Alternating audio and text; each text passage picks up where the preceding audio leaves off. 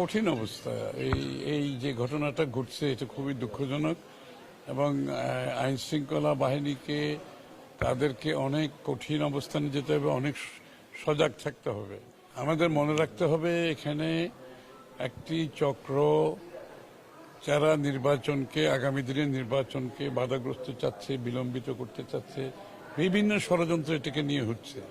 তো এটাও একেবারে ফেলে দেওয়ার মতো কথা না। লোকজন যখন বলছে যে এটার পেছনে অন্য কোনো চিন্তা আছে, যদিও বা তাদের নিজস্ব অন্তর্দ্বার কথা আসছে এই সন্ত্রাসীদের, কিন্তু অনেকের ধারণা, অনেকের মধ্যে চিন্তাটাও আসছে, এখন আলাপেও আসছে যে আসলে যারা ষড়যন্ত্র করছে নির্বাচনকে বিলম্বিত করার, পিছিয়ে নিয়ে যাওয়ার এবং নির্বাচনকে বাধাগ্রস্ত করার, তারা কি এদের এই সন্ত্রাসীদের ব্যবহার করে তারা কি একটা কোনো ভয়ভীতির পরিবেশ সৃষ্টি করে আগামী নির্বাচনকে বাধাগ্রস্ত করার চেষ্টা করছে কিনা, এই আলাপটা কিন্তু চলে আসছে।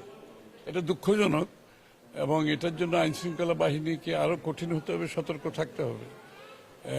তারা আগামী দিনে যে চেষ্টা করবে না সেটার তো কোনো গ্যারান্টি নেই এই মুহূর্তে। সুতরাং আমার সকলকে সজাগ থাকতে হবে। আইন শৃঙ্খলা বাহিনী তো অবশ্যই, একজন প্রার্থীর সাথে শত শত লোক থাকে, প্রচুর লোকজন থাকে, এখানে তার আপনি আইডেন্টিফাই করে তো গণসংযোগ করতে পারবেন না।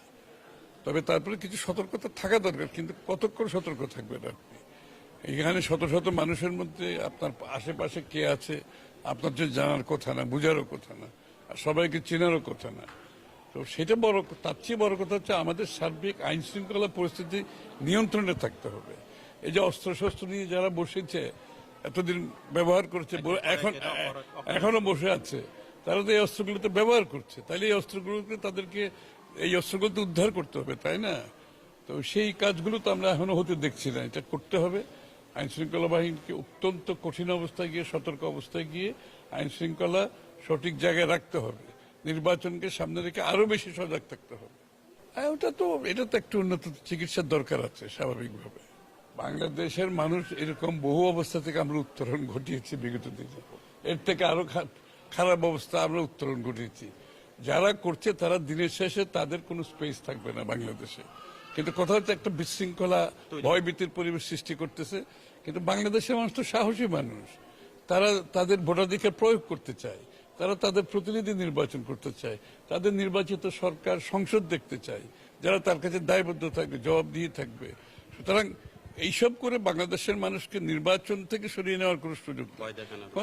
তাদের একটা চেষ্টা, এই চেষ্টা কোনোদিনও সফল হবে না। বাংলাদেশের বিগত দিনেও হয় নাই, এখনো হবে না। আমাদের